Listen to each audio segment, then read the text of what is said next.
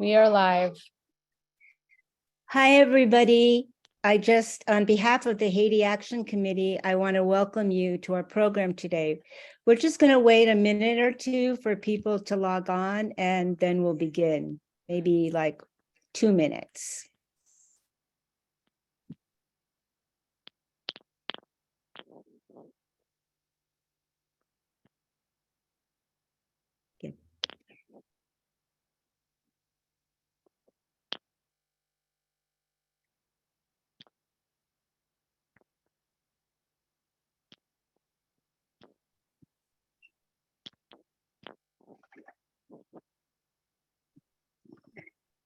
Hi again. My name is Judith Mirkinson, and Hi. again, on behalf of the Haiti Action Committee, I want to welcome you today. My name is Judith Mirkinson.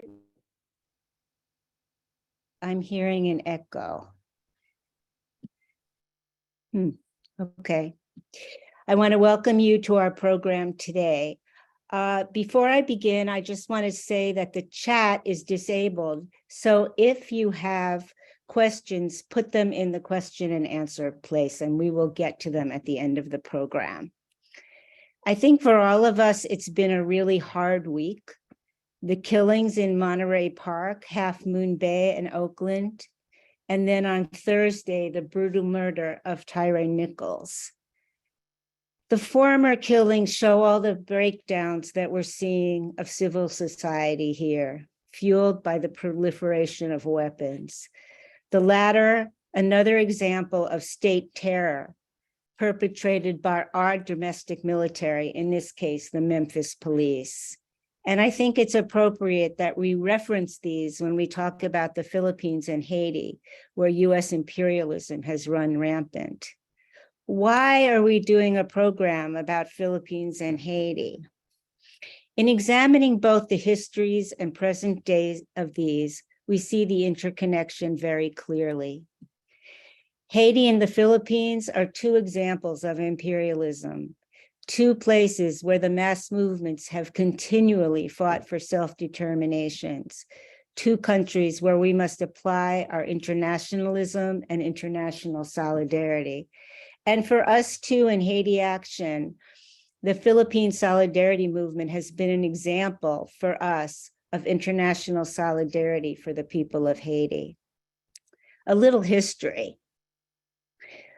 When the Haitian people defeated the French and declared the first free Black republic in 1804, Thomas Jefferson, that great Democrat, although delighted because it produced the Louisiana Purchase, thus doubling the size of the United States, refused to recognize the Haitian government. In fact, the US didn't do so until 1862. In fact, he supported the French in their embargo. The reality is that fueled by white supremacy, the US has always viewed Haiti as a threat.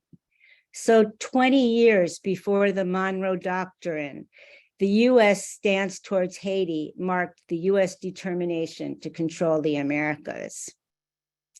Manifest Destiny, responsible for genocide, settler colonialism in the Americas, wouldn't stop at the Western border. In fact, the US wanted to compete with European powers. It wanted to defeat them, and it wanted the Pacific.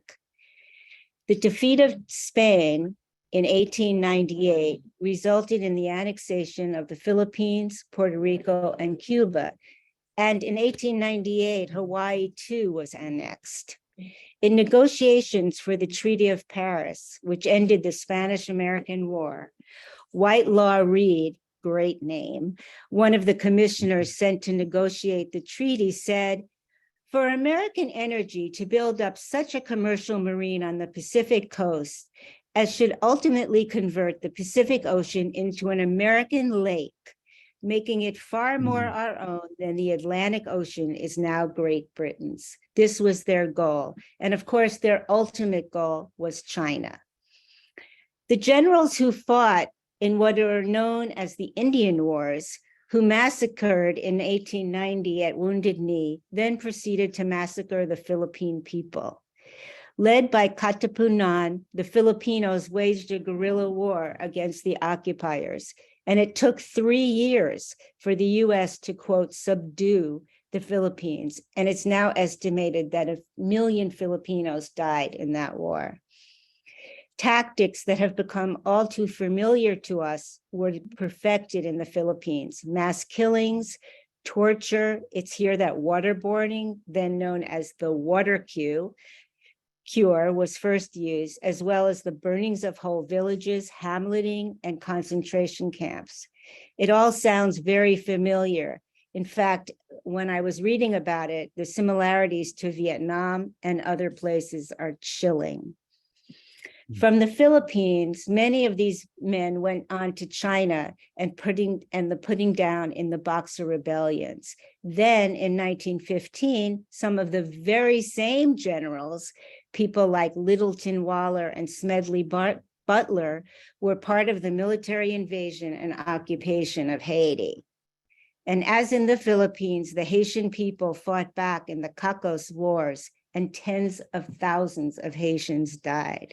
And the very same tactics, waterboarding, torture, hamleting, were used again in Haiti. So what happened in the Philippines then was transferred to Haiti.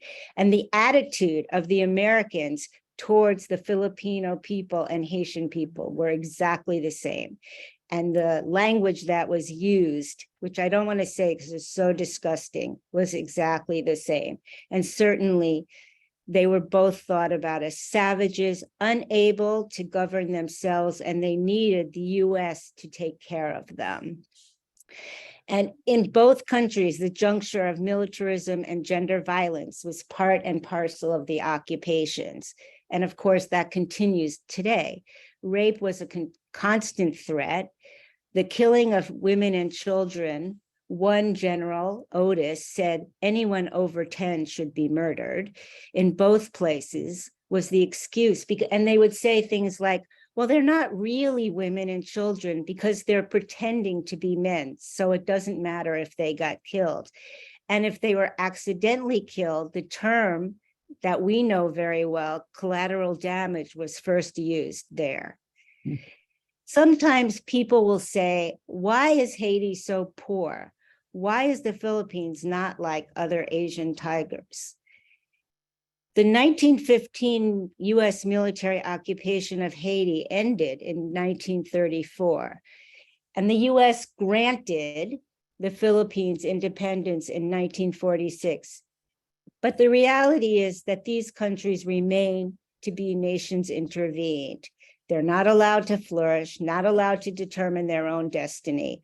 Militarization, economic plunder, imposed governments, in essence, selected, not elected, by the US. And the speakers who follow will teach you more about the impact of the continuing occupations militarily, economically, and politically. Perhaps the most important parallel between both countries is the fact that despite the terror, despite the violence, the enslavement, the white supremacy, the Haitian and Philippine people have not given in. And this has gone on for hundreds of years. Another strange coincidence, in February 1986, both peoples were able to throw out the hated dictators, Marcos and Duvalier. How odd, Papa Doc and Baby Doc, Marcos the father, and now Marcos the son. This was a great time, but unfortunately, those periods of nascent democracy were not allowed to continue. But fueled by organizations such as BAYAN in the Philippines and Lavalas in Haiti, mass organizing and uprisings continue. The knowledge of this, combined with the fact that in the Philippines, armed struggle has not been defeated, is truly inspiring. We are in a really dangerous period. I think we all realize that. There's wars growing everywhere. Fascism is growing around the world. In Asia, this is particularly true not only in the Philippines, but in Korea. And now Japan is rearming itself. And the fact that Japan is rearming itself casts a pall over all of Asia because World War II has never been acknowledged by the Japanese, the atrocities that they committed. As the US ramps up for war against China, it is hyper-militarizing the nations of the Pacific. And since 1898, the Philippines has been considered one of the most strategic US military areas in the entire world. So supporting the Philippine movement is essential in our fight against militarization and war. But fascism is growing here too. Since 1804, Haiti has been a beacon for Black self-determination and freedom. And that's why the US and Western imperialism, like Canada, France, and Britain, must contain it. So I think for all of us, when we say Black Lives Matter and that we have to fight against white supremacy here at home, it has to be linked to the struggle of Haitians. You know, it's a very, as I said, a really difficult time. And in this global world, sometimes it's hard to look past what is happening here, especially given the violence and the murders taking place. But I think it's absolutely incumbent on us to be internationalists and to be anti-imperialists. And we hope that this program will provide some thinking and action in this direction. I want to thank you again. And our first speaker is going to be Pierre Labossiere. Pierre is one of the co-founders of the Haiti Action Committee, which has been in existence for 30 years, an incredible achievement. And he's also on the board of the Haiti Emergency Relief Fund. Pierre. Thank you very much. Also, I'm a board member of Global Exchange and Ecumenical Peace Institute. So just wanted for people, no, that's okay. I just wanted to shout out these two organizations. Also, I'm forgetting East Bay Sanctuary Covenant. I just joined their board as well. And EBSC has been tremendous. All of the organizations are great. And EBSC, many people know that they are very much in the forefront of the struggle for refugees and immigrant rights. So in terms of Haiti, and I'd mentioned EBSC, many people do see a large increase, have been seeing a large increase of Haitian refugees on the high seas in the Atlantic Ocean, Haitian refugees coming to the shores of Florida, Haitian refugees going to Brazil, Chile, and moving on land, going through Mexico, massed on the border. People have seen Haitian refugees being brutally beaten.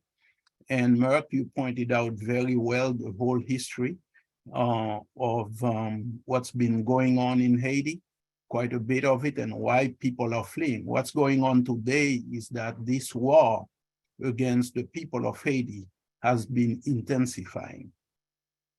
And in 1986, when the dictator Baby Duvalier was overthrown, it held a great promise that finally the dreams of our foremothers and forefathers when they launched the Haitian Revolution was about to be accomplished.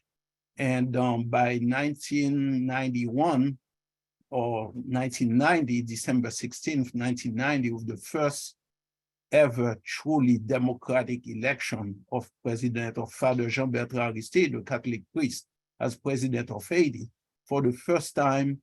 And it was a very clear indication that things had changed and that the people of Haiti were now in a position to carve out a nation of laws, a nation that would be making the promises of education, healthcare for all, clean drinking water for all, healthcare I mentioned for all, support for farmers, increasing agricultural production, a place of dignity and pride.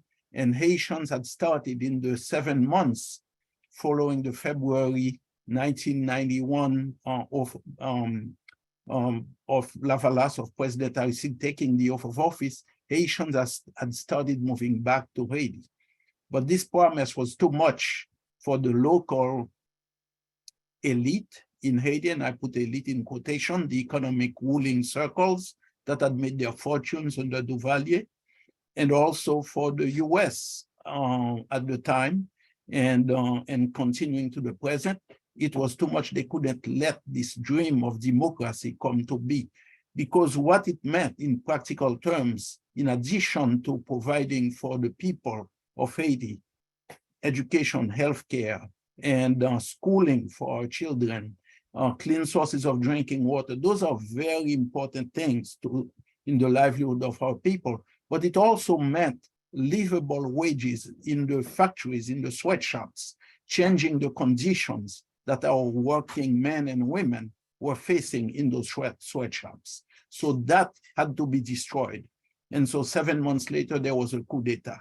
The Haitian people never gave up. And I know that the theme of this is about resistance.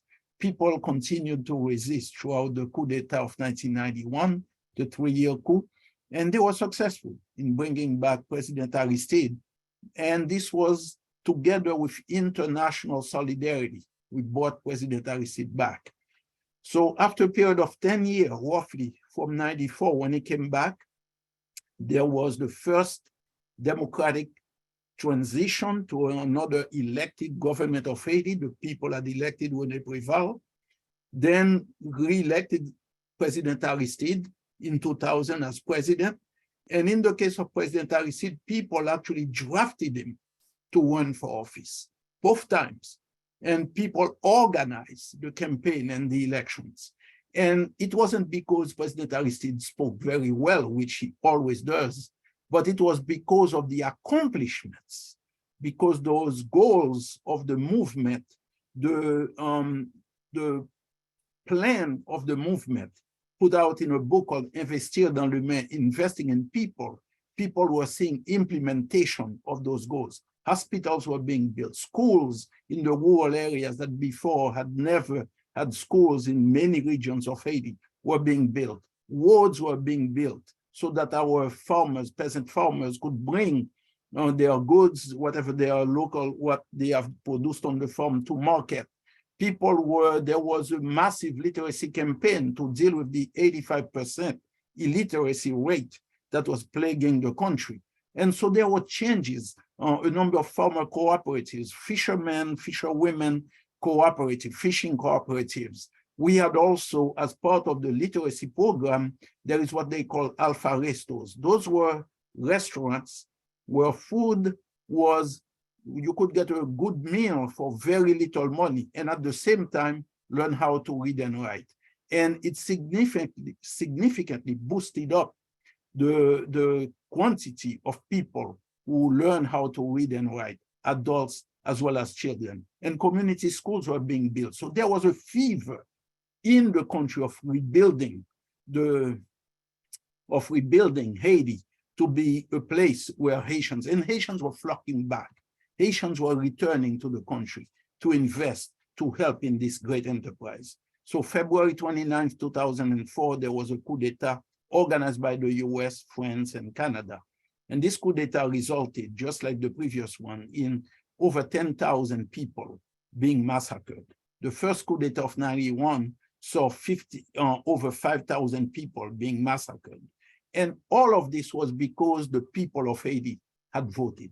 They had voted, something which we saw had happened in the Reconstruction in the history of the US, when because people voted, they were massacred by the Ku Klux Klan. And so this same attack against the people movement is very similar to what has been going on in Haiti. Haiti now has been under United Nations occupation ever since February 29, 2004. And to this day, this occupation has continued. Never before has Haiti today, as the conditions, the worsening conditions, economic conditions of the people, the security conditions of the masses of our people, where peasant farmers are being forced off their land, where whole communities are being massacred, such as in La Saline, you have in Bel Air, in Pont Rouge, in various places, various neighborhoods of Port-au-Prince, and in other parts of Haiti as well. People are being dispossessed of their lands. Kidnappings is at an all-time high. The very kidnappings that the Haitian Revolution had put a stop to when it was successful in order to destroy the slave trade, now we are seeing a resurgence of that in Haiti, something that our foremothers and forefathers had fought against and was successful in stopping. Now it's resurging in Haiti. And what does this mean? For whole families who've had their entire life work, very little money that they have managed to gather, a piece of land or some, now they have to sell it in order to save the life of a family member who has been kidnapped. So this is an atrocious situation. All of this has been brought because of the coup d'etat of 2004 and with the support of the United Nations, United States occupation of Haiti. The current government, which has been imposed by the United Nations, in a tweet by United Nations Ambassador Helen Lalim, who represents the Secretary General's office of the UN, Antonio Guterres, she put in power Ariel Henry, who's unelected, who hasn't been put in, having no kind of legitimacy whatsoever, same as the former president who was assassinated in July 2021. No legitimacy, but they imposed him. The Haitian people have been demonstrating, and people can see some of the images. I don't know if Corina can show a couple of images of massive demonstrations that have taken place in Haiti to say no. But what we've been saying, and this is one photo of the demonstrations taking place in Haiti, and there have been others, massive demonstrations have been occurring in various cities, very rural communities throughout Haiti. People have been just angry. Why? Because monies that the people are saying are paying in taxes are not coming back to them as in terms of services. Garbage is not being picked up. Hospitals are closing. Unless somebody can have money to bring gauze to the hospital or their own equipment and what have you, they are not being, they won't be treated, period. There have been so many cases of women being unable to be cared for at the maternity wards. Some have died, and it's been a huge scandal in different parts of Haiti. With this breakdown of the structures of the country, what we've been seeing is the attacks of the police to destroy this movement of resistance. It's been just terrible. And the police is actually trained by the US, Canada, and the United Nations police services or police forces. And so what we've been seeing is that our people have been going through, it's been hell living in Haiti. And that's why so many of our people have been fleeing, they have had no other choice. Many are fighting, many are standing, many communities, but in addition to that, you have a number of what they call the gangs. These are not gangs. The press is calling them gangs because it's a confusing term. It's telling people as if the government has, well, it's dealing with gangs. But these are actually, when you listen to the leaders of those armed groups, they tell you straight up that they are paramilitary death squads. And so they are paramilitary death squads. Their weapons, Haiti makes no weapons. Their weapons are coming from, they receive them from the government of Haiti, from government officials. They received them, there was a big scandal where they have received some weapons have come in through the Episcopal Church in Haiti. Also, the same church has been providing food that was being, there was an article about food being distributed by some of those gang members. I call them paramilitary death squads. That's what they are, because they've been conducting massacres, mostly in Lavalas, in neighborhoods where Lavalas has been very popular in the many neighborhoods that are under attack. So what's going on is that a number of people, especially Ariel Henry has called for an expanded intervention. And actually, he was following the dictates of Antonio Guterres of the UN, who said that, well, we need a robust military force. But most Haitians believe that this has been something that they have created in order to justify a more robust force, because the people in Haiti the resistance has been intensifying so much that people are no longer haven't been talking about a change at the top, but people are calling for salut public. It means a government of public safety, a government that will break completely and totally with the structures of oppression and repression that have been in Haiti now ever since 2004, February 2004. And people are saying, let's bring this to an end. Let us rebuild, refound the Haitian nation, just like our foremothers and forefathers had wanted to put it together, just like it's called for in Investir dans l'Humain, investing in people, the program of Famille Lavalas. And Famille Lavalas did launch this call in 2018 to the broader population. Famille Lavalas called on the broader population to come together and let us all, among ourselves as Haitians, come up with solutions how to get this country moving forward away from the system of repression that's been destroying the country.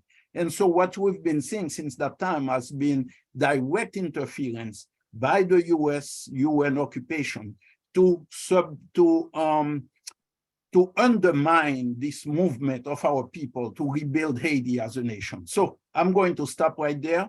And just to let you know that we, just to make an appeal for solidarity, appealing to people to find out the truth about what's going on in Haiti. And with that, armed with the truth, we can put our heads together in a way to support the grassroots movement in Haiti and to support the liberation struggle, because make no mistake about it, this is a struggle for national liberation, and the Haitian people on the streets of Haiti are very clear about this. Okay, thank you. Thank you so much, Pierre. Now I'd like to introduce Rhonda Ramiro, who's the chairperson of BAYAN USA and is also on the steering committee of the International League of People's Struggles. Bye. Rhonda. Hello, everybody. Thank you. And long live Haiti, and long live the Haitian people's liberation movement and struggle until victory. Thank you, Pierre. It's always a little hard to follow Pierre because he's such an inspiring speaker, but I'll do my best. And that's because I am in complete solidarity with the Haitian people's struggle for liberation. And I hope that through today's talk, we can continue to build solidarity between our movements. As Merck said, I'm the chairperson of BAYAN USA. I'm going to share a few slides at the same time. Hopefully it's visible on the screen here. BAYAN USA is an alliance of Filipino organizations in the US. We're an overseas chapter of BAYAN, which was founded in 1985 during the height and actually even the waning days of the Marcos dictatorship, which I think many people who are tuning in today are familiar with. I know Pierre is very familiar with the Marcos dictatorship. It was alive and well at the same time as the Duvalier dictatorship. And so our peoples were fighting against that at the same time. And BAYAN was one of those alliances that brought together as it says here on the slide, over 1,000 organizations with over 1 million people to take down that dictatorship, and we're still fighting today. Let me paint a little picture of what life is like in the Philippines and why the struggle for the liberation of the Philippines continues. If you were to go there now, you would see rampant poverty. You would see the majority of people still living in the countryside. You would see the shanty towns, the lack of safe water to drink, the lack of schools that really teach the children, the lack of land for the majority of people who live in the countryside to till. Families are living on less than $2 a day. That's about the current status. And it said that they need at least $4 a day to have a decent life. So the standard of living is very low. And the conditions are so bad that people are leaving the country at the rate of about 6,000 people a day. They're migrating abroad in order to survive. And if you multiply that out over the course of a year, and I think many people who are tuning in today might live in the Bay Area, you would fill a city the size of Oakland in about 3 months with people who are migrating here from the Philippines.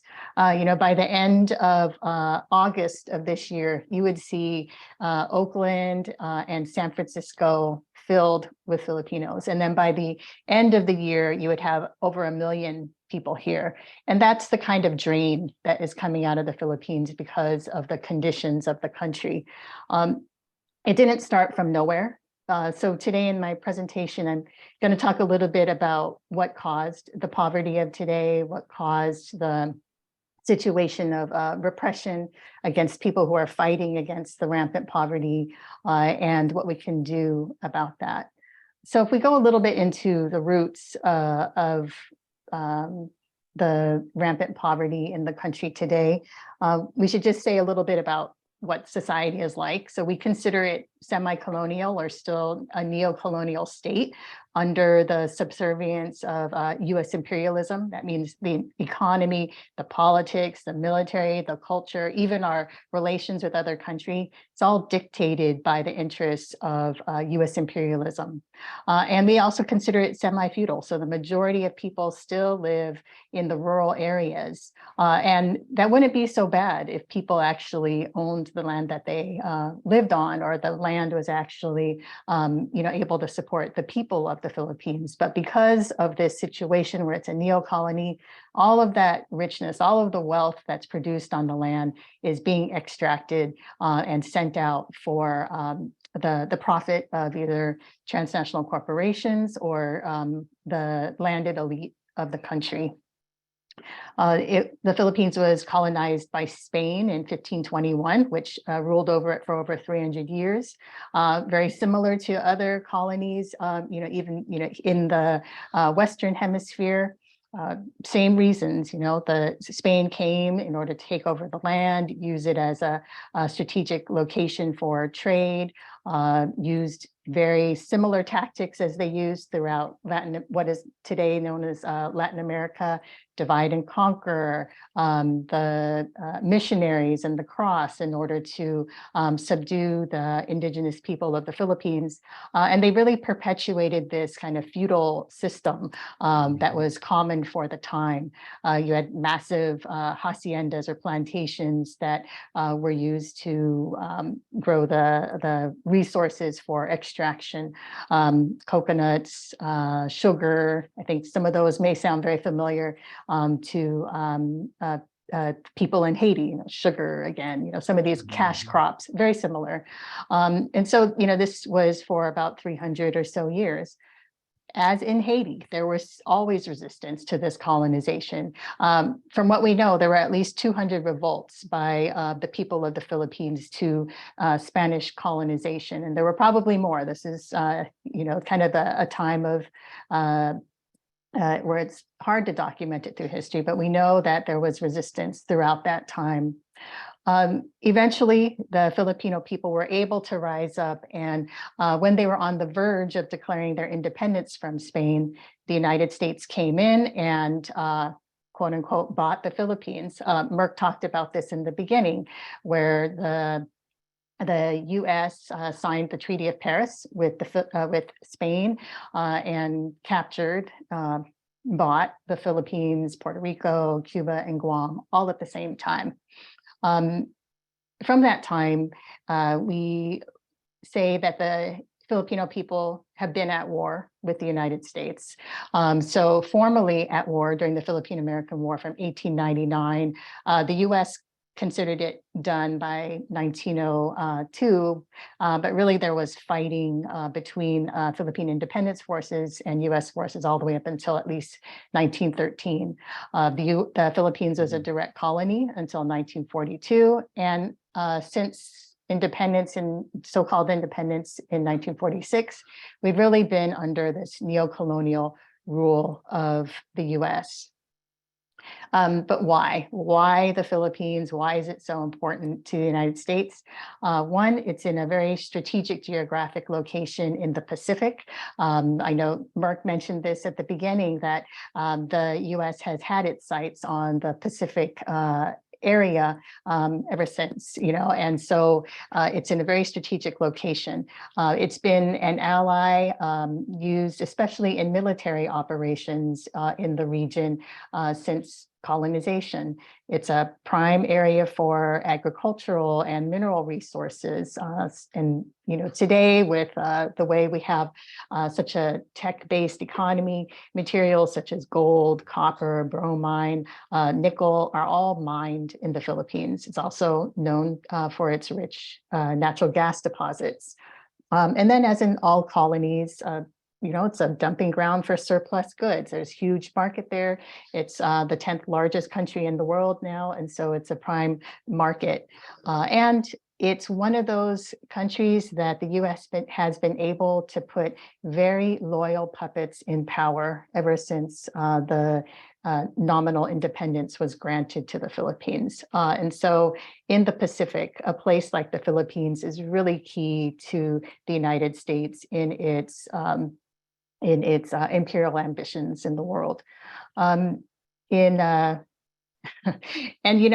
think most US presidents won't put it so bluntly, but Trump very clearly laid it out. The Philippines is a prime piece of real estate. So here in the Pacific Ocean, near China, and you see Southeast Asia and all these other countries, they consider it a piece of real estate. And of course, that's not what we consider it, or the Filipino people don't consider it that. Because it's such a prime piece of real estate, it's subject to much plunder, so economic and environmental plunder. Some of the major ones, agribusiness, so it's a huge export-oriented agricultural business for things like bananas, pineapple, coconut, and palm oil is another huge one, which I know that many other countries in Southeast Asia are also fighting against. Huge transnational corporations which are coming in and tearing down what should be there and planting palm trees for palm oil. If you take a look in your cabinets at home, you'll probably see palm oil in almost everything, whether it's like food products or shampoo and soap. It's everywhere. And the Philippines is one of the major exporters of that. Mining is another one, as I mentioned earlier, just devastation of the land for mining of these different minerals, which fuel the tech industry and many other industries throughout the world. This is just a picture of some of the open pit mining that has happened in the country. And the estimation is that the vast majority of the minerals that are mined aren't really benefiting the Filipino people. It's all going to foreign-owned big mines. And then, of course, we can't emphasize the importance of the Philippines to U.S. military concerns. And right now, the country that the U.S. has targeted as its most rising rival in the world is China. Under Obama, they declared it openly that they would be doing the Asia Pacific pivot, or trying to move more of the US armed forces into the Pacific area. And the Philippines is really key to that.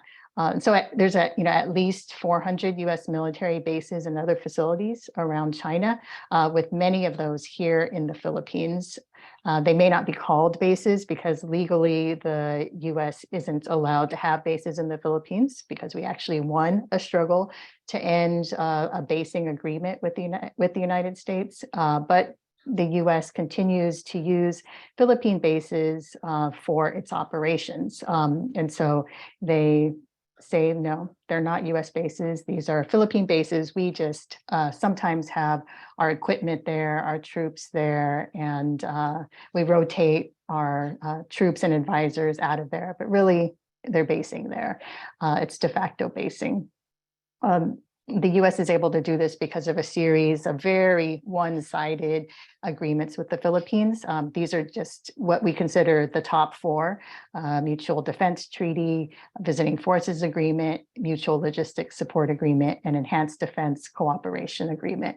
So even though there's been a strong struggle and some defeat of US militarism in the country, so through strong people's movements against the bases, for example, the US has been able to get new agreements signed between these puppet governments in order to be able to continue the military presence in the country. It should be no surprise. I mean, the Asia Pacific is home to 61% of the global population. It's the top market for US exports.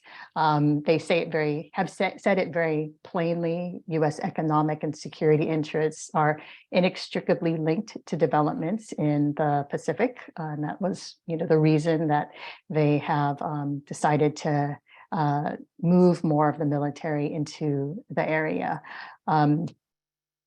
Just to show that the military agreements aren't separate from the economic interests of the US when it comes to the Philippines.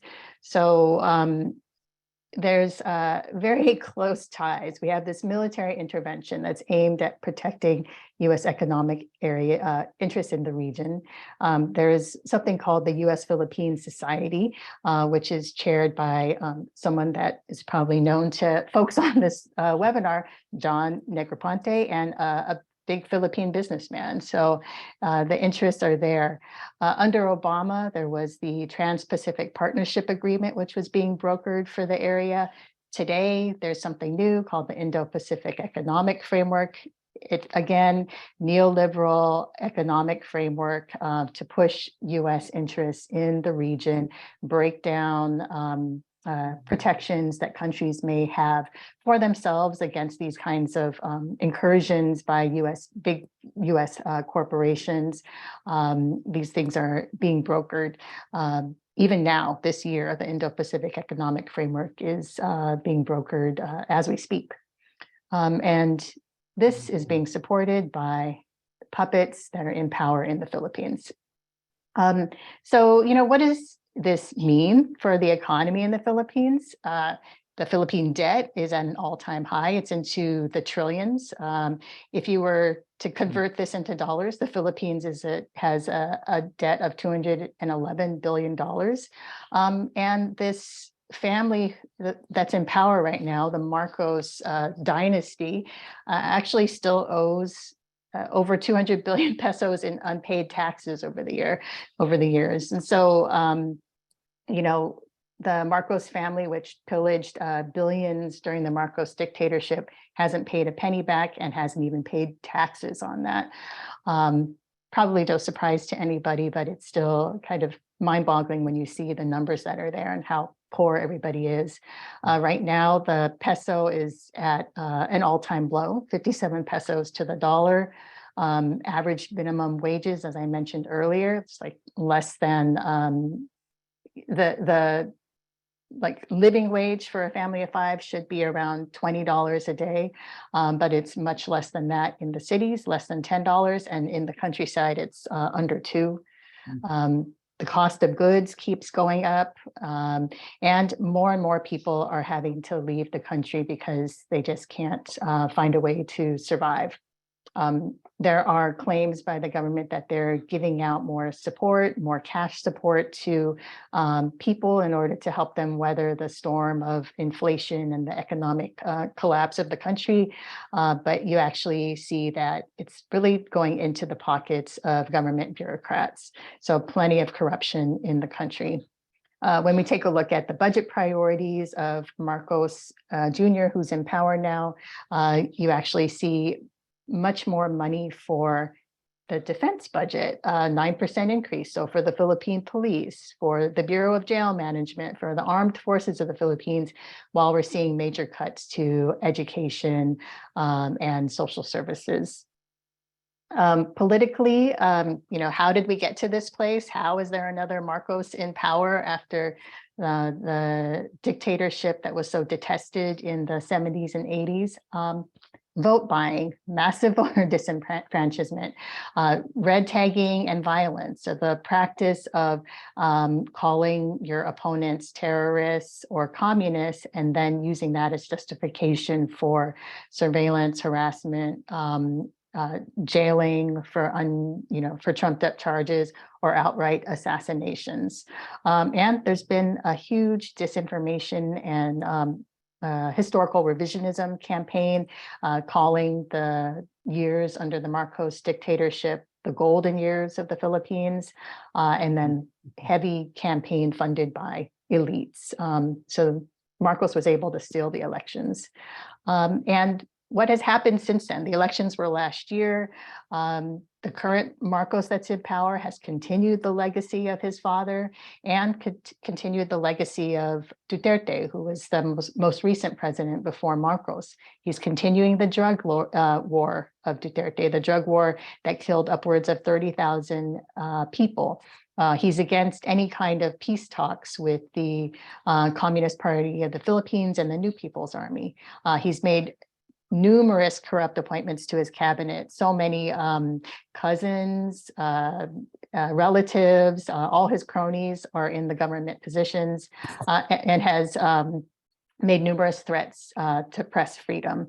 It's actually, the Philippines is considered one of the most dangerous countries in the world for journalists. So while he might try and say he's not like his father, or while his defenders will say that, he's very much like his father. So let's just move on a little bit to how this is manifesting against the mass movement. So there have been numerous disappearances and abductions of activists who are standing up and voicing their concerns about Marcos and fighting for better wages, an end to the plunder of the land, advocating for land reform, advocating for women. There have been numerous arrests on trumped up charges. Very common ones are accusing activists of planting bombs or committing murders, or having committed murders 30 years ago when, some of them, were just young children. So, these are how bad these trumped up charges are. They're pretty ridiculous. And a very common one, which is red tagging, that, even I myself have been tagged by the government as a terrorist or a communist terrorist. And they've made videos about leaders of the mass movement saying that anything from, these people are just like fronts for terrorism, or these people should be rounded up and killed. I mean, it's as far as that. And we take these seriously because they do it all the time. One of the things that has kind of unleashed this further demonizing of activism was the passage of an anti-terrorism law in 2020, which criminalizes dissent by expanding the definition of terrorism, allows anyone that the government arbitrarily labels as a terrorist to be arrested without warrant and detained for up to 24 days. And we've actually seen people in detention for longer than that. Allows warrantless surveillance of suspected terrorists and freezing of assets, and also applies to Filipinos abroad. And so when they call people like myself or other leaders of BAYAN USA and Filipino activists, that are here in the United States, when they call us terrorists, they actually, through this law, could have a basis to have us extradited to the Philippines. So, I mean, these are some of the kind of the long reach of these laws that are meant to criminalize dissent. We haven't seen them use it yet, but we also know that they have in the past actually gone after activists based here in the United States for their solidarity with the Philippines. It happened during the Marcos dictatorship with leaders of the International Longshore and Warehouse Union, Warehouse Workers Union in Seattle. I know I'm starting to run out of time, so I'm going to start to wrap up here. But like Merck had said earlier, while there is all of this repression, there is much resistance. Now, in the 80s and 70s and 80s under Marcos, the Filipino people rose up in massive numbers against the dictatorship. While he declared martial law and committed numerous human rights violations against the people, it didn't stop us. People continued to fight back. We took to the streets in hundreds of thousands and then even millions and built broad united front against the dictatorship. We built above ground and underground organizations to continue that resistance. Armed struggle in the Philippines grew, and it continues even today with, this is a picture of People Power in 1986. And, it continued on to be able to successfully oust Marcos from power during 1986. And today, just like at that time, people are still massing in the streets to end the fascism that is taking place under Marcos. We like to say Marcos Duterte because actually his vice president right now is Sarah Duterte. So they're both of these children of fascists are in power. They're backed by the US government. And even though they're using all the tools that they can of the state and dirty tactics and violence to try and stop people from rising up, they continue. And as Merck said earlier, the revolutionary movement also continues. So the armed struggle is continuing to recruit. They're in almost all the provinces throughout the country and building, their bases of support while the people in the cities continue to fight for the rights of all people. And that resistance is going to continue on until the Philippines is free.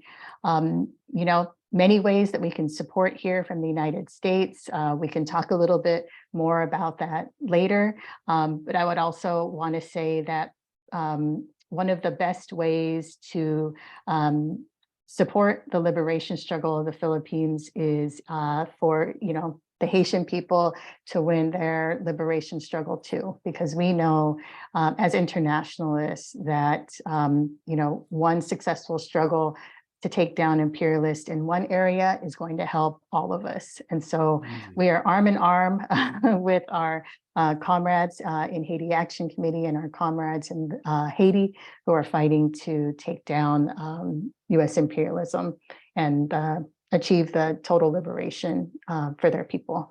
So thank you very much.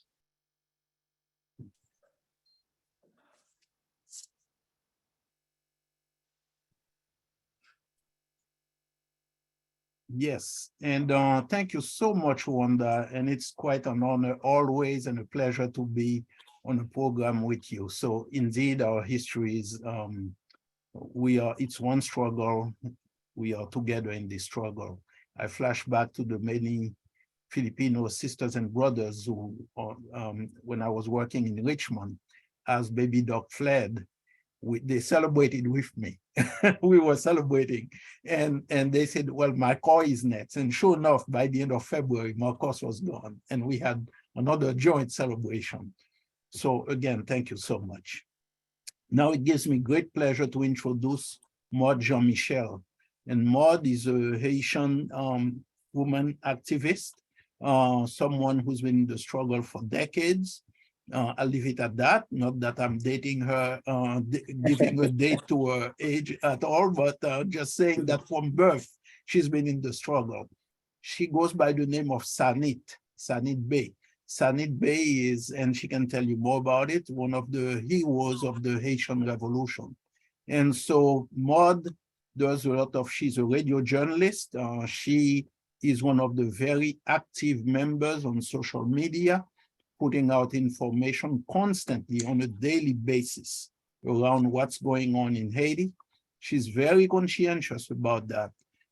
Before she puts some out, she really doubles and triple checks it. So it gives me great pleasure. I could go on and on to talk about Maud. I can only say that she's someone who's highly respected among Haitians, both in Haiti and outside of Haiti. And Maud is really fantastic. So I want to thank you, Maud, and you have the floor. Thank you so much for all the Thank great you very much. struggles. Thank you very much, Pierre. And you make me feel a little swell and shy. You know, I'm very timid. But anyway, thank you very much. Thank you for having me. I was very pleased listening to the previous speaker, and everything that she said about the Philippines. It's just like an Haitian woman speaking about Haiti. So we could see it's the same fight, same struggle. That's why we have to get together in solidarity to help each other. Otherwise, we're not going anywhere.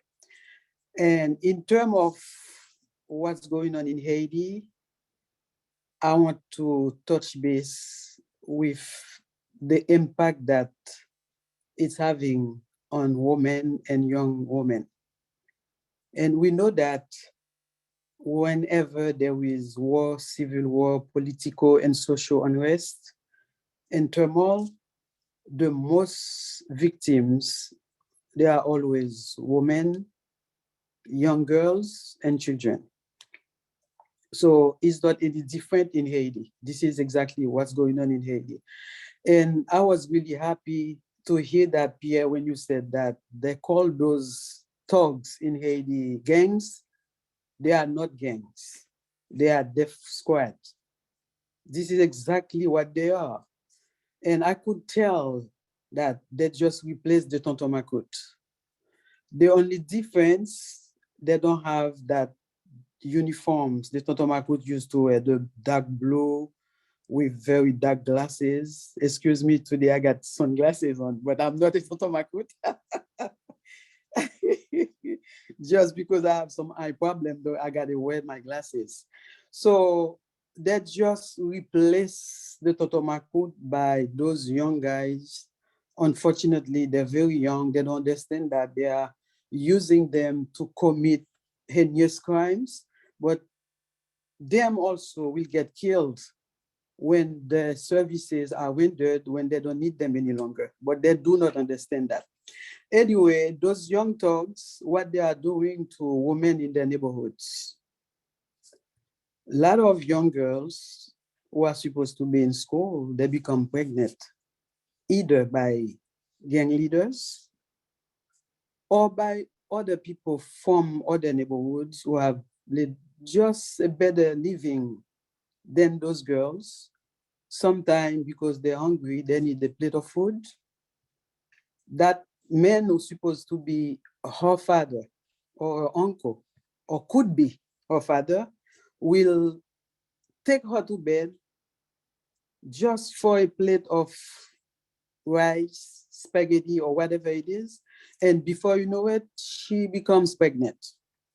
And something we never had in Haiti, now we're having it. 10, 11, 13-year-old girls having babies. And they're in the street, they don't even know who the fathers are.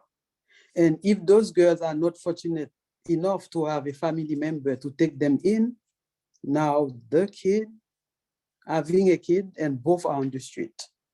So something has to be done about it. And other things that going on with women in the poor neighborhood in Haiti, usually that's where the gang leaders are. So whether it's a woman that's old enough to be married, to have babies, or a young girl supposed to be in school, if the gang leader wants to have that woman or that young girl, he will have it. And if she refuses, then it's either she get raped, she get beaten, or sometimes she will get killed. And if they not get killed, now what happened? When the police officers go to the neighborhood to try to arrest some of the gangs, usually they do not touch the gang leaders like Barbecue and all the other ones. They do not get killed. They will get those who have less power than the gang leaders. And usually those women will be victimized again, because they go out with those gangs, not because they want to, but because they are feared for their lives. Then they will accept to have some type of relationship with those gangs. And now when the police officers come, they will get arrested again. They will be named as gang themselves, and usually they are not. Sometimes we would say we have few ladies, because they have no money, they will sleep with gangs for money. But most of the time, those women, they're not there because they want to be there. They just go there or have relationship with those guys because they are fear for their lives, their family, or if they had children before, they are fear for the children. So those things, we have to put face on them. Sometimes people just see violence, but they do not see the faces. People who are victimized by the system, by the violence. And what's going on in Haiti is not something that happens out of the blue.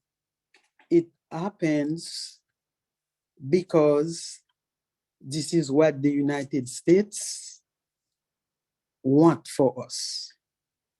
They do not want us to have peace, so we could develop our country with all the wealth that we have.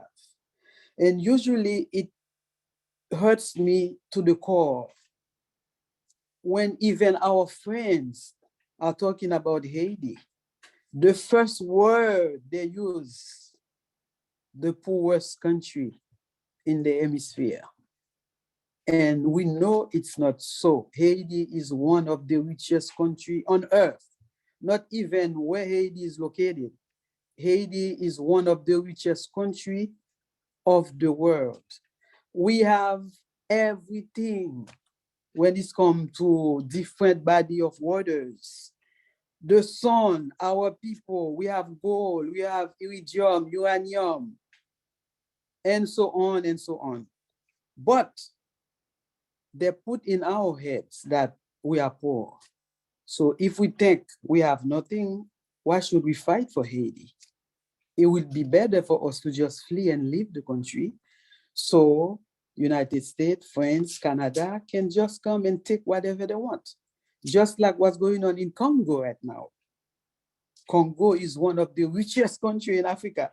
So what happened? There's always turmoil, there's always killing. So while we are busy killing each other, fighting each other, and the multinationals, they're having fun, they're having a field day, they're looting, they're stealing, they're doing all type of things. So today, I'm begging you, my friends, my sisters, my brothers, to put ourselves together, our resources, our knowledge, our strength, so we could fight the common enemies. Whatever is going on in Haiti is going on in the Philippines, is going on in a lot of countries in Africa, is going all over the place. Then if we take whatever is going on in our country, it's only concern us, we're not in a fight. We're not gonna win. It's all of us together, then we will see social justice, like Pierre said. The Lavalas movement, that's the reason why they're not in power for so long. That's why President Aristide had 2 coups d'etats against him, because that movement want to take people off abject poverty, school, homes. Lavalas is the only movement that has built so many homes, and that really look like homes, not just shanty houses, because President Aristide is someone who has respect for the Haitian people. He doesn't treat them like they are nobody. He respect them. He treat them with dignity. So that's why United States would never let someone like President Aristide to become president of Haiti. They will have someone like Michel Martelly to become president of Haiti. Jovenel Moïse, they will do that because they know those people, they don't care about the well-being of the Haitian people. As long as they have a room to steal, as long as they have a room to have pleasure, to sleep among themselves, having orgy and having all those nonsense things going on, they know they are okay with them because they're not going to mess up with the system. But anybody who will challenge the system, anyone who would say, no, this has to be stopped, no, they're not going to deal with that person. So usually you hear people saying all this crazy stuff about President Aristide. You know why? Because if they badmouth him, make him look like he is a monster, so you will badmouth the movement. You will never let the movement come back to power again. So we have to be smarter than that, not to fall into that trap. And before I stopped talking, because I could go on and on and on, because Pierre knows that when I start talking, I don't stop. So I would tell you that our women, they do need help. They are endangered. Every day we have them raped, beaten, killed, and sometimes they just disappeared. We don't know where they are. So we cannot let it go on and on and on. Something has to be done. But in order for all these things to be done or to be stopped, we have to put ourselves together. Our resources, like I said before, our knowledge, our common goals. Let's put everything together to become one, no matter what our skin color is. No, this is not what makes it important. It's our inner strength, our struggle. This is what matters today. Thank you very much for having me.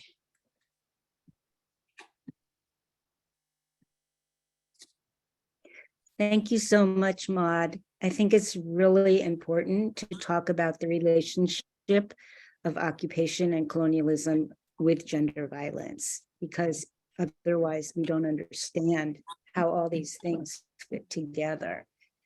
And it's really part and parcel. I know in the UN occupation of Haiti that gender violence was really essential in terms of what the UN was actually doing. And it's also been true in terms of the militarization in the Philippines, that the issue of rape and sexual violence is very much a part of the militarization. And I think it's why also that Gabriela in the Philippines, which is the Women's Alliance, has been so targeted. So thank you again. Our last speaker, and again, if you have questions, we have a lot of time for questions. Our last, put it in the questions and answers, and we can either type the answer or answer it live. Our last speaker is Leslie Mullin. Leslie is a longtime member of the Haiti Action Committee, and she recently, along with myself, went on a trip to the border, going from Texas to California, and she's going to speak about the crisis of Haitians and in general the crisis of migration and at the border, the southern border. Leslie? Thanks, Merck. So we live in a country that expels more people who dare to cross its borders without permission than any other country in the world. The Biden administration itself is carrying out the largest mass deportation of asylum seekers in modern US history, and the numbers are staggering. Since 2020, Biden has used Public Health Policy Title 42 to expel more asylum seekers than even Trump, a record 2.5 million people.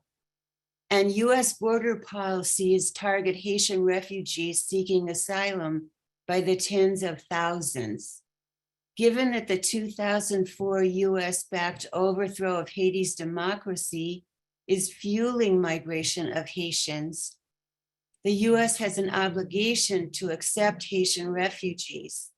But instead, Biden has actually expelled more Haitians than any previous administration, as many Haitians in his first year in office as the last 3 presidents combined.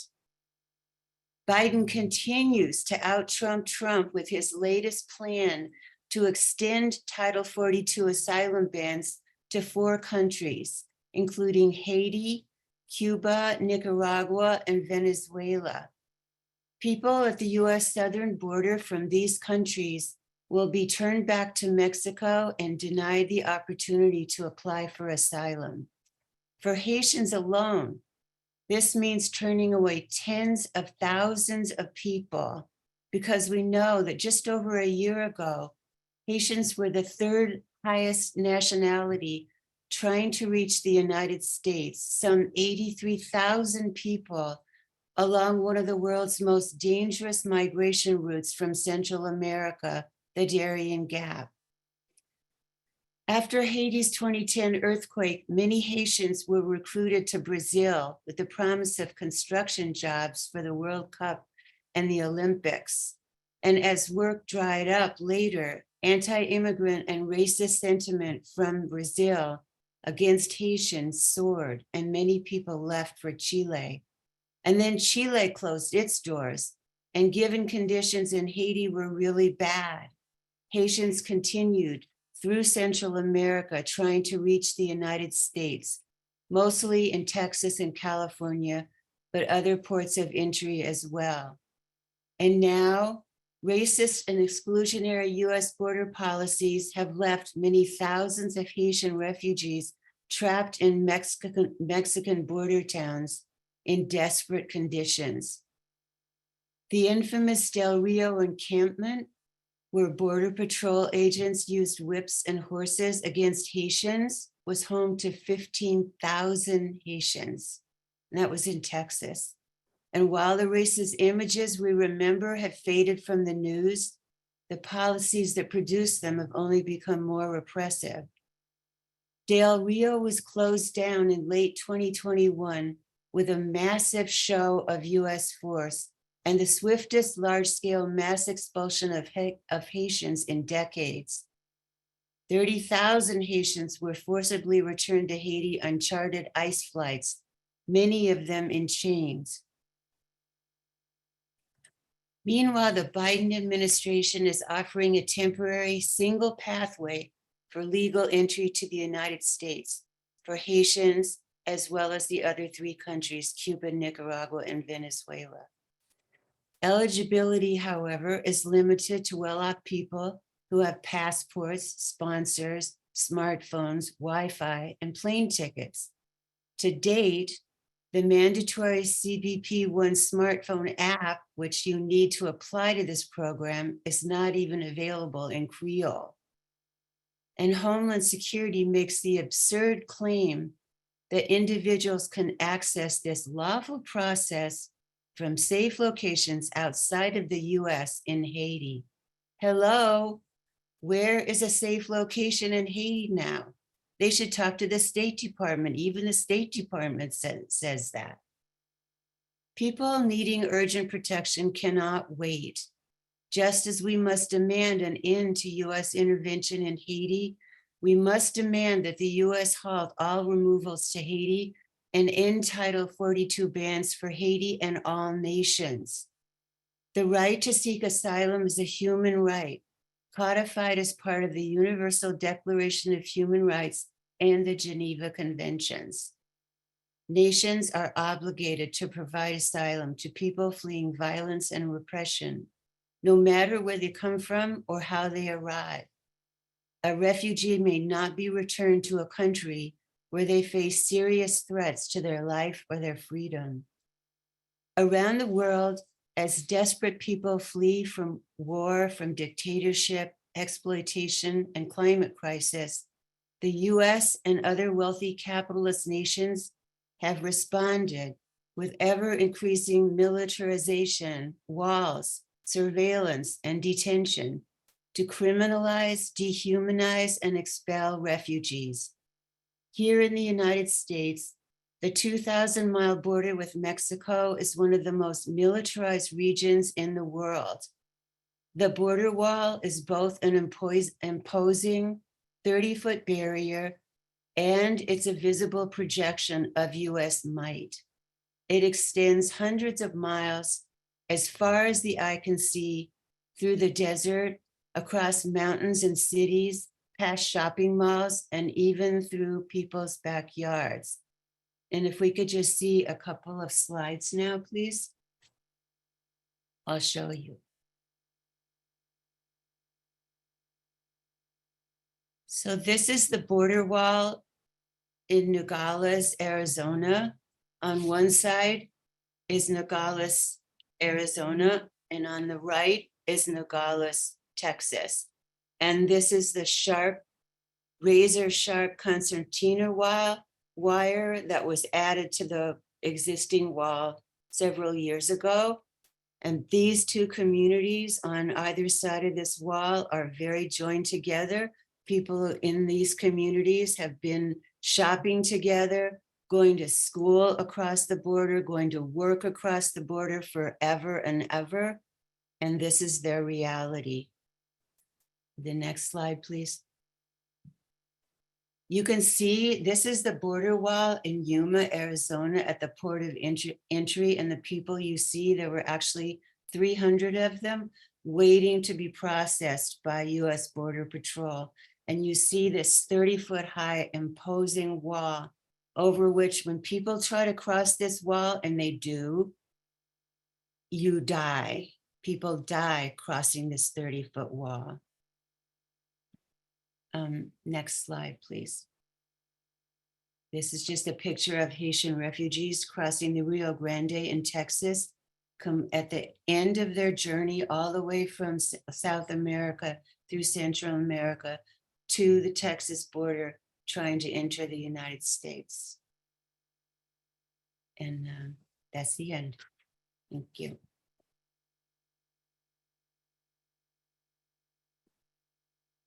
Oh. Thank you, Leslie. Are you done? No, sorry. Oh. I'll be done in 1 minute. I have a few. No, it's fine. I just didn't know. I'm looking for my, okay. At sea, I just want to add, because at sea, the Coast Guard is repatriating record numbers of Haitian refugees, over 7,000 last year, which was the highest number in almost 2 decades. The Coast Guard is a military arm of Homeland Security, and it hones its maritime capture of Haitians in biannual maneuvers with US Southern Command, which are called Operation Vigilant Sentry. And we saw this kind of operation in action after Haiti's 2010 earthquake, when almost 250,000 Haitians had been killed and 1 million more displaced. And what was the response of the world's most powerful nation? The US Armed Forces swiftly took control of Haiti's airport, while 16 Coast Guard cutters in the Caribbean prepared to stop any Haitian trying to flee by sea. And messages in Creole warned that anyone trying to flee Haiti would be arrested. I want to just end by talking about the Haitian Revolution, because with the overthrow of slavery, the Haitian Revolution announced to the world that formerly enslaved people have the same rights as all human beings.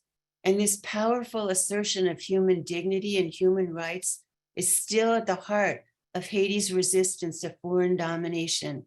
It's embodied in the Lavalas slogan, Tout Moun Se Moun, which means everyone is a person. And I'm just ending with a quote from the author of Fear of a Black Republic, which is about Haiti. And the author is Leslie Alexander, and this is what she said. If the US government would stop exploiting Haiti and stop trying to impose puppet leadership that serves the interests of the very small US capitalist elite, Haitians, in my view, would be happy to stay in Haiti. So if you don't want more people at the border, trying to come into the country, then treat other nations with respect and dignity, and people will be happy to stay where they are. That's the end. Thank you. Thank you so much, Leslie. And thanks to all of our incredible speakers. I think this program has really shown that conditions of US imperialism really extend around the world, and that there's relationships between all people who are fighting to end occupation, colonialism, enslavement, and poverty. And the irony is what Leslie talked about, that if the US really wants to end the border, quote, the border crisis, the way to do that is to actually stop intervening in all these countries, because nobody wants to leave their homeland. People do it because they feel like they have absolutely no other choice. And I think that's very important for us to remember. There are a couple of questions. One of both of them are about Haiti. And again, if you have a question, please put it in the questions and answers. The first one is, I am curious to know how people in the US can best support Haiti given the tremendous crisis at the moment. There is a lot of NGO presence there, but I know that is often problematic. I would add that when people see that the situation is so terrible and there's so much violence, their answer often is, we should intervene. Somebody should intervene, perhaps a multinational force, the United Nations, so that people are safe. So I would like both Pierre or perhaps Maud to answer those questions. Maud, you want to go for it? In terms of helping, I am very shy about it because we have tried so many organizations and most of them fail us miserably. Like the Clintons, I cannot leave them behind without mentioning what they did to us and to Haiti. After the earthquake, before you know it, Bill Clinton popped up in Haiti like an angel. He collected billions and billions and billions of dollars, and nothing has been done. The homes, the school, the wards, they remain the same. The palace is still the same way it was after what, 13 years? So that's why I just don't feel at ease to ask for help for Haiti. But if you know an organization that you can trust, like the one that Pierre and all the other ones belong to, contact them and ask them how they can help. But just out of the blue giving money to somebody, it's not cutting it, because these people, they had used Haiti in many ways to be richer while the Haitian people are suffering. Let me jump on that. I agree with Maud, with what she has said. And so this is one of the organizations for people who want to donate money, is the Haiti Emergency Relief Fund. And I'm a board member of that organization. And basically what we do, we've been in existence now. We had a new name in 2004, right after the coup. But before that, there was we were operating. There was a fundraising also activity to support the grassroots movement in Haiti. And so what we do is support local economic initiatives, local schools, schools in the rural areas, farmer cooperatives, women farmers in different parts of Haiti, as well as men farmers in other areas of Haiti as well. We support community schools. We support community clinics and various activities that people are doing in their communities in terms of education, community education, and what have you, and organizing. One of the schools that I want to present it in a way to let people know that there is a Haiti that's being built. And it's not all bad news, because there is a lot of success in a number of the schools in various community levels. But the University of the Aristide Foundation, UNIFA was destroyed during the coup. It was actually taken over by the US Marines, and a lot of their equipment was stolen, and US Marines and Canadians and what have you. And later on, the UN forces that came in to reinforce the initial group of US, Canadian, and French. And so they used the school as army barracks. They kicked out the students who were there, and many of them, Cuba sent a plane to get them and bring them to Cuba, where they continued their studies in medical studies and nursing. And so today, a number of them have returned, and are teaching at UNIFA. So when President Aristide came back from exile after 7 years in 2011, he pledged to rebuild UNIFA, the University of Dr. Aristide Foundation. And so since then, from 2011 to the present, it has grown from, in 2011, starting with 122 students, half men, half young women, half young men.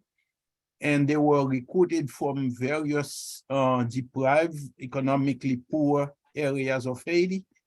And they went to the school, and now the school has grown since then to over 4,000 students in different fields, in 9 different areas: architecture, School of Physical Therapy, law. I mentioned medical school, nursing, the School of Agriculture, which opened its doors about 2 years ago. And I'm leaving some out because I can't remember all of them. I don't have the list. I think they have dentistry also, huh? Dentistry, magnificent. But what's important about the school is that there is, and some of the other community schools, it's educate to liberate. It's providing, training people to be of service to the Haitian nation, to be of service to their communities. So when last year the earthquake struck the South, many of the students from UNIFA, or the graduating doctors, were actually out there providing much needed healthcare and other assistance to the hardest hit communities in the rural areas. And so they've been doing a lot of clinics, mobile clinics, to guarantee that community folks, the poorest of our sisters and brothers, would have access to quality medical care. I know time is of essence, but I want to emphasize that when the people are seen by the UNIFA doctors and nurses, there is a chart being made of them and of their needs, what specific ailments, they receive free medication, and then the follow-up mobile clinic actually looks at them again and verifies what has been going on and updates, and they have a medical record. And there's a clinic too at the Aristide Foundation for Democracy that's set up to see people. So there's a teaching hospital that has now been completed. So there is a lot of great stuff taking place. This is one such example, but there are other community schools and other things that the Haiti Emergency Relief Fund, or HERF, HaitiEmergencyRelief.org, we are doing. Lastly, I want to say that I can't overemphasize for people to get information about what's going on Haiti. With information, we can link up and do things together, and to help the grassroots movement. As they struggle on the ground, we can put that much needed political pressure outside of Haiti. And the Haiti Action Committee, who Leslie has the HaitiSolidarity.net. Leslie Mullin, thank you for the great work you are doing with that. And also Haiti Action Committee has a Facebook page. Again, Leslie does that. And so many members of Haiti Action Committee do a lot of the social media. For example, Malaika Kembon does a lot of that work as well. So this is fantastic. One more source of information is the Twitter page that Kevin Pina of it's Haiti Info Proj, Haiti Info Proj, that brings a lot of information to where you can get really good, solid information about Haiti. So I'll stop there. Thank you.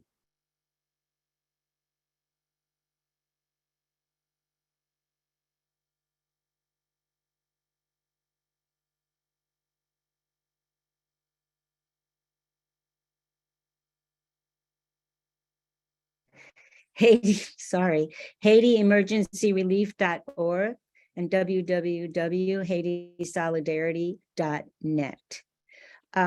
Another question that came is, could you expand on the role of the Episcopal Church in Haiti? You mentioned they were bringing in food. When and for what purpose? That was for you, Pierre. Yes, yes. And this is what I wanted to bring out. With something has been going on there, which is weapons. Haiti doesn't make any guns or ammunition. And so there was a huge scandal back in June of 2022, when it was discovered that a lot of weapons were coming into Haiti, and the Episcopal Church was actually, and those weapons were coming in various containers destined for the Episcopal Church. And so this was a huge scandal, and it involved from the lower level folks all the way to the highest level people involved in the scandal of weapons coming into Haiti. And we are talking weapons of war here. And so the other thing I'd mentioned was food that was being distributed in communities. I know that earlier barbecue was mentioned. His name is Jimmy Cherizier, and he's part of the G9 Federation of Gangs.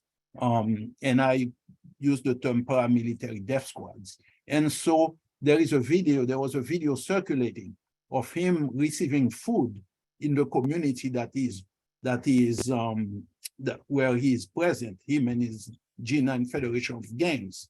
And he was handing out food to families. The police, the Haitian police, was actually handing out that food.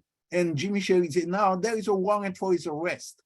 And here he is surrounded by police officers giving him protection in their uniform and going around taking directives from him as to who to give the food to, you see? And so this is what was going on. And that food, there was an article that said that food, a lot of food that they were getting was actually the Episcopal Church was also mentioned as being a source of that food to the police in one article that was circulating. So that's what I wanted to bring out. Major scandal in Haiti.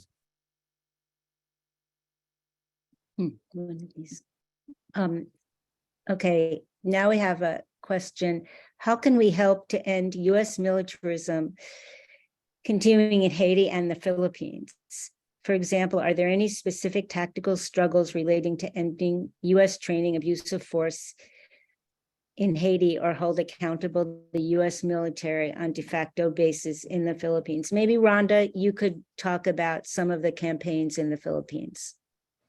Sure. Thanks for the question. So, one of the major ways to do it is to try and block U.S. funding for the Philippine military. So, the biggest source of funding for the Philippine military actually comes from the U.S. So whether it's through direct cash aid or through the donation or quote unquote donation of equipment and arms and ships and helicopters, it all comes from the United States. And so we know that because the majority of the bullets that are being used by the Philippine Army and all their material is supplied by the United States, whatever we can do from here to cut off that aid would actually be a huge way that we could contribute to ending the militarization of the country. I think another way that we need to explore is to end some of these military agreements. In the Philippines, the way is through mostly the parliament of the streets.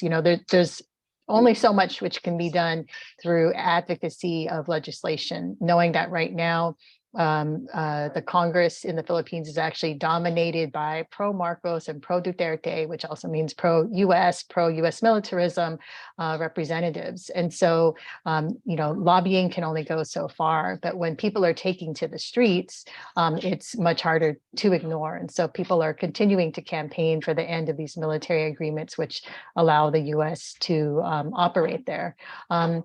And then, in the question, there's, wondering whether there can be tactical struggles related to ending U.S. training. And we think that's another great way to contribute to the end or to the campaigns to end U.S. militarism. The U.S.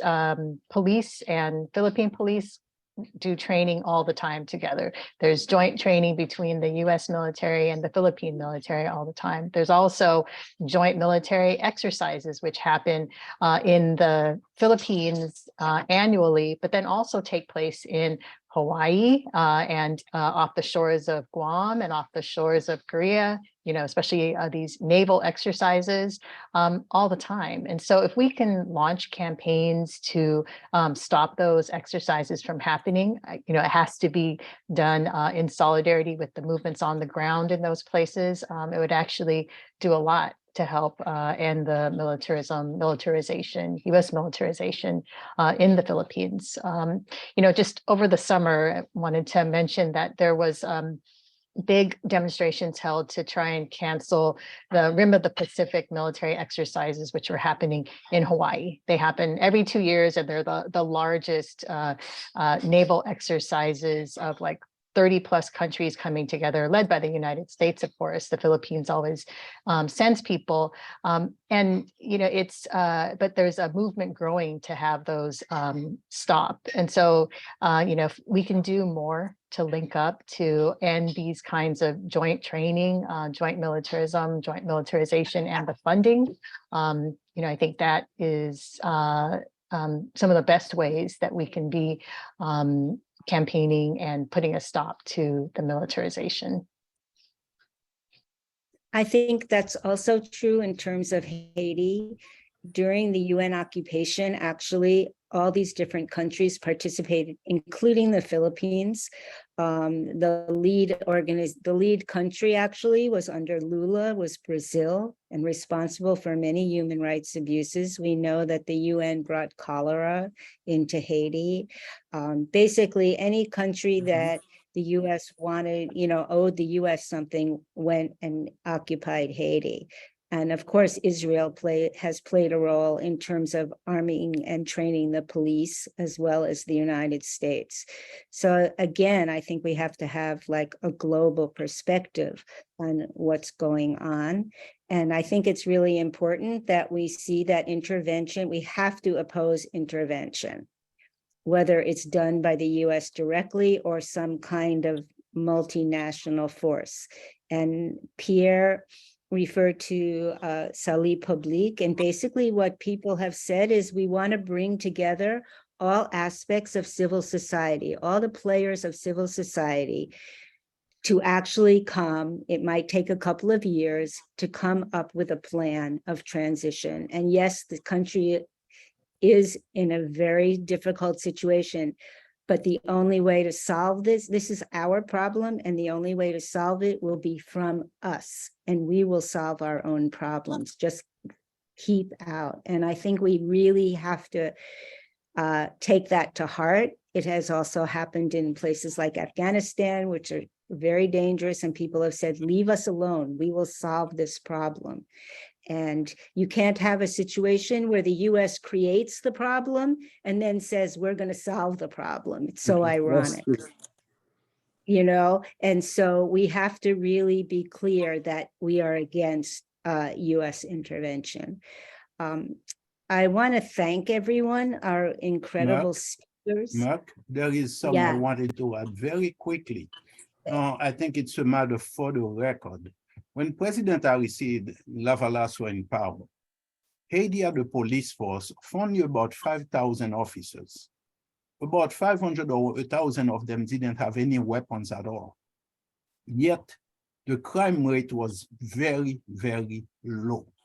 Right now, we have there are different figures, from 15,000 up to 20,000 police force, not counting the death squads, the paramilitary death squads that are attached to them.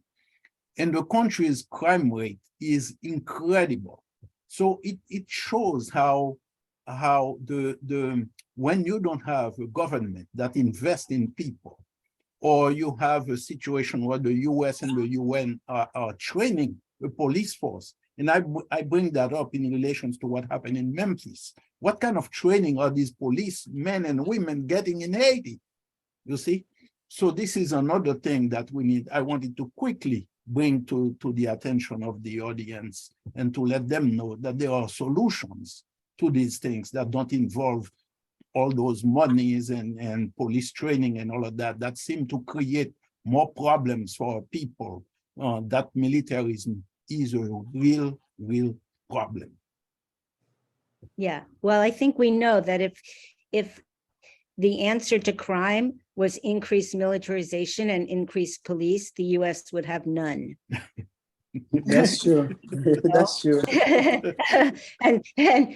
and so that absolutely, just from our own experience, we know that to be true. And I think we also know that the US, like if you're just listening to the discussion about bringing tanks and more war in like a place like Ukraine, the US really doesn't care if people get killed as long as their interests are advanced. And that's true whether it's there, whether it's in Haiti, the Philippines, Congo, wherever. And I think that's what makes us internationalists, that we see the relationship between Memphis and Haiti, and between Haiti and the Philippines. And that's what makes us anti-imperialists. Again, I want to thank everyone, our wonderful speakers, Pierre, Rhonda, Maud, and Leslie, for educating us and teaching us so much. I want to again emphasize Haiti Action is www.haitisolidarity.net. Haiti Emergency Relief Fund is haitiemergencyrelief.org. I want to urge, maybe Karina, you could show the slide for our listeners or watchers who are in the Bay Area to go tomorrow night. There will be a march and rally in solidarity with Tyree Nichols and against this domestic military, this police, and the increasing militarization of our communities. So I hope you can be there. And again, that's why we say Black Lives Matter from Haiti to the United States. We are in one struggle and one fight, and we are one nation, and we are one earth. And if we're going to actually champion the earth, then we have to do it together as internationalists and anti-imperialists. So thank you again, and have a wonderful rest of your weekend. Thank you. And before I go, I would like to say one last word. For anyone who would like to help Haiti for real, those of us who know already what's going on, please educate the others who don't.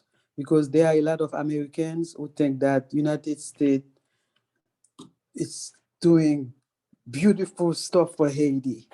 And when we say something and they think that we are anti-American, we're not anti-American, we're just saying it like it is. So please educate the others so they know exactly what's going on. Then we could have a lot of hands to help us achieve faster and better. Thank you again. Thank you. Let's end.